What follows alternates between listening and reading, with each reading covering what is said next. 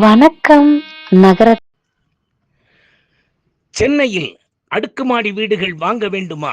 பிரதான பகுதிகளான அண்ணா நகர், வடபழனி, அம்பத்தூர் ஓரகடம், ராம் நகர் மற்றும் பசும்பொன் நகர் பகுதிகளில் மிக நேர்த்தியாக வாஸ்து முறைப்படி தரமான மூலப்பொருட்களை வைத்து கட்டிக்கொண்டிருக்கும் கைராசியான ஸ்தாபனம். அணுகவும் கீழச்சிவல்பட்டி வள்ளியப்பன் அவர்களின் Murugan builders, civil contractor and flat promoters. கடவுளுக்கான நிகழ்ச்சி இல்லையா? யார் முருகன்? யார் முருகன்? யார் முருகன் கேட்கணும்னா அருணகிரியார்ட்ட தான் கேட்கணும். அருணகிரியாருடைய திருப்பரங்குன்றம் திருப்புகள்ல இருக்க ஒரே ஒரு பாடல் போதும் யார் முருகன் சொல்வதற்கு. என்ன காரணம்னா, ஒரு அம்மா தன் குழந்தையை கையில வச்சிருக்கும் போது ஒரு தடவை சொல்லுவா தங்கம்னு, இன்னொரு தடவை சொல்லுவா ராசான்னு, இன்னொரு தடவை சொல்லுவா சாமின்னு, லட்டுன்னு சொல்லுவா, ரசகுல்லான்னு. ஒவ்வொரு முறையும் அந்த குழந்தையை பார்க்கிற போதும் அம்மாவுக்கு ஒவ்வொரு நினைப்பு வருது. இந்த குழந்தை முருகன் மாதிரி இருக்கு, இந்த குழந்தை மீனாட்சி மாதிரி இருக்கு, எப்படி அழகா இருக்கு, தங்கம் மாதிரி இருக்கு, வைரம் மாதிரி இருக்கு, எப்படி தாய் கொஞ்சரா. அது மாதிரி திருப்பரங்குன்றம் திருப்புகள்ல அருணகிரிநாதர் முருகனை சொல்றாரு. அவர் பாருங்க, நினைத்து நினைத்து நினைத்து நினைத்து பாருங்க. முதல்ல எப்படி பாருறாரு? அகரமுமாகி அதிபனுமாகி அதிகமுமாகி அகமாகி என்று பாடுகிறார். பாருங்க, அகர முதல் எழுத்தெல்லாம் ஆதிபகவன் முதற்சியே உடனே என்று வள்ளுவர் சொல்றான். அப்ப தொடக்கம் அகரம் தான். அந்த அகரமே முருகப்பெருமான் என்று பாடுகிறார். அகரமுமாகி அதிபனுமாகி அதிகமுமாகி அகமாகி. அடுத்து பாடுறாரு, யார் தெரியுமா முருகன்? அவன் யாரு? அயனெனவாகி அரியனவாகி அரண்யனவாகி அவர்மேடாய். முருகன் யார் தெரியுமா?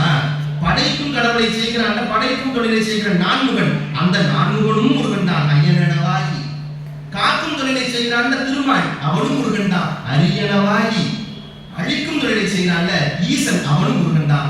அரணனவாகி அருணகிரியாரின் பத்தல படைத்தல் காத்தல் அழித்தலை செய்கிற மூன்று பேரும் முருகன் தான். இவங்களுக்கெல்லாம் விட டாப்பா ஒருத்தர் தாண்டி அவனும் முருகன் தான். எப்படி சொல்றாரு? அயனனவாகி அரியனவாகி அரணனவாகி அவர் பேராய். அடுத்து என்ன சொல்றாரு? இதுதான் ஃபர்ஸ்ட் கிளாஸான வரி. இகரமுமாகி இனிமையுமாகிங்கிற. இகரம்னா என்ன தெரியுமா?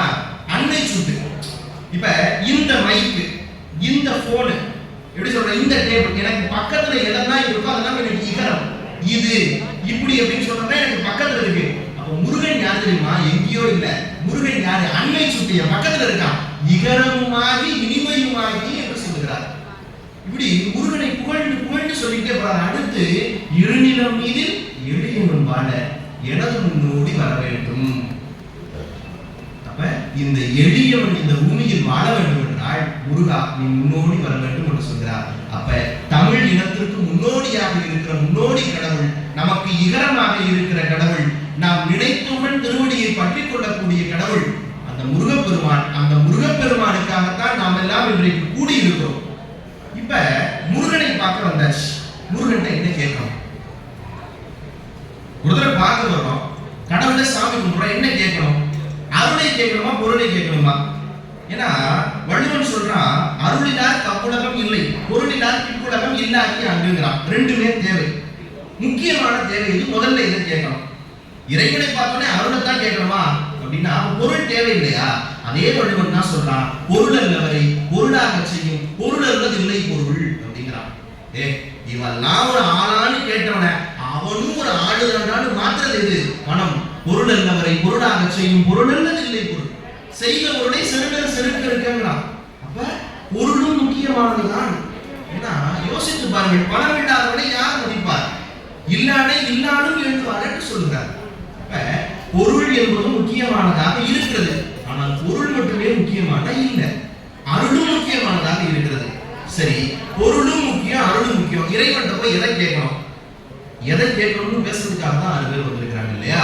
அவர்கள் பேசிய பிறகு நாம அவர்கள் பேசியதை வைத்து ஒரு முடிவு கூறுவோம். இப்ப 6 பேர் வந்திருக்கிறாங்க. 3 பேர் முருகப்பெருமானை பார்த்தவுடன் முருகப்பெருமானிடம் நாம் கேட்க வேண்டியது அருளே அப்படின்னு பேச போறாங்க. 3 பேர் பொருளே அப்படின்னு பேச போறாங்க. ஒரு பேச்சுனா எப்படி இருக்கணும், ஒரு வாதம்னா எப்படி இருக்கணும் அப்படின்னா, ஐயா நெல்லைக்கண்ணன் அவர்கள் ராமாயணத்துல வருகிற வாழையை பற்றி பேசுகிற போது சொல்வார். அந்த வாலி யாருன்னு அஞ்சலி மைந்தன், அதாவது வாயுகுமாரன் கேட்கிறாரு ராமன். இப்ப இந்த வாயுகுமாரன் இருக்கிறான அனுமன், அவனுக்கு ஒரு பொறுப்பு இருக்கு. என்ன பொறுப்பு? வாலி யாருன்னு ராமனுக்கு எடுத்து சொல்லணும். அப்படி எடுத்து சொல்லுகிற போது நீங்க ஏன் வாலியை தாக்க தயாராகலைன்னு சொல்லணும். வாலியை தாக்குறதுக்கு தகுதியான வீரன் ஏன் உங்கள்கிட்ட இல்லைன்னு சொல்லணும். அதே சமயத்துல ராமனுக்கு எதிராக வாலியை நிறுத்தணும். இது மூணு வேலையும் யார்கிட்ட இருக்கு? வாயுகுமாரன் இருக்கு.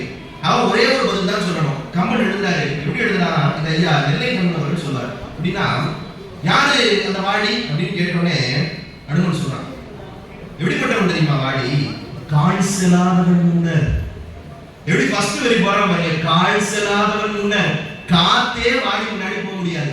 ஏன்னா ராமன் கேட்பாங்க, எப்பா நீ வாயுகுமாரன் பா, நீயே அவனை தாக்கல அப்படின்னா, எங்க அப்பன் காத்தே போக முடியாது, வாயுவே முன்னாடி போக முடியாது, கால் செல்லாதவன் முன்னர். நான் மட்டும் எப்படி போக முடியும்?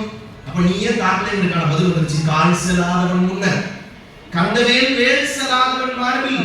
அவன் மார்பில எப்படி முருகன் வேல் வச்சிருக்காங்க, அந்த வேலே வாடியுடைய மார்பில் செல்லாது. கால் செல்லாதவன் முன்னர் கந்தவேல் வேல் செல்லாதவன் மார்பில் வெற்றியான் வாய் செல்லாது. வாய் அனது ராவணன் கோல் செல்லாது கொடை செல்லாது அதோ அப்படிங்கிறான். கடைசியில எப்படி முடிக்கிறான் பாருங்க.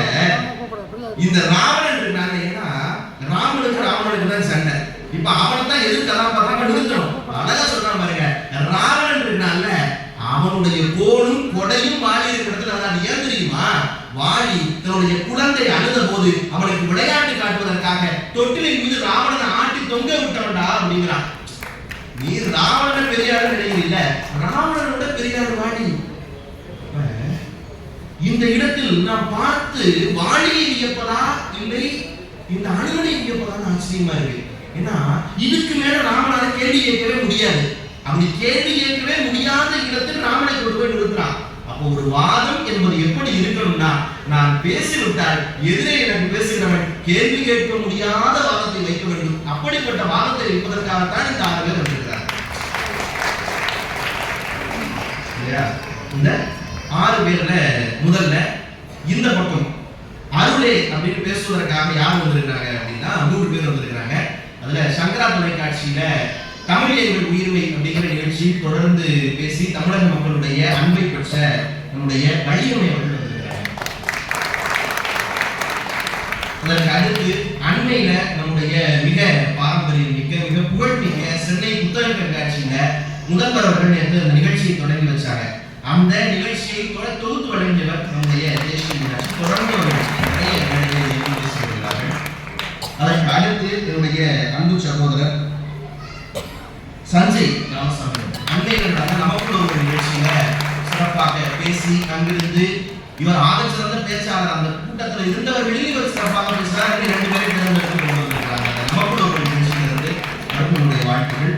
அதற்கு பிறகு பொருளே அப்படின்னு பேசுவதற்காக நம்முடைய அதே தமிழ் எங்கள் உயிர்மை நிகழ்ச்சியில பேசி தமிழக மக்களுடைய அன்பை வேந்த தொலைக்காட்சியில் தொடர்ந்து பேசுவதற்குரிய அண்ணாமலை அவர்கள். அதற்கு பிறகு போன முறை நடந்த பட்டிமன்றத்தில் பேசி இவரையும் சிரிக்க வைத்து சிந்திக்க வைத்த என் அன்புக்குரிய செந்தில்குமார் அவர்கள்.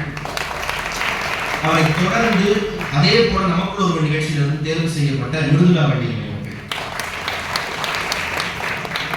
நம்ம எப்பவுமே இந்த சபரிமலைக்கு போயில ஒரு சிறப்பு உண்டு. என்ன சிறப்பு? சபரிமலைக்கு போதில் யாருக்கு சிறப்பு? கன்னிசாமி. இப்படித்தானே முதல்ல போறவங்களுக்கு தானே சிறப்பு. அப்ப முதல் முறையாக பேசுகிறவர்கள் தான் இன்றைக்கு இந்த பட்டிமன்றத்தில் முதலாவதாக பேசுகிறார்கள். இறைவனிடம் முருகப்பெருமானிடம் நாம் வேண்டி கேட்க வேண்டியது அருளே என்று பேசுவதற்காக என்னுடைய பேரன்புக்கும் வாசகத்தினுடைய சஞ்சய் ராமசாமி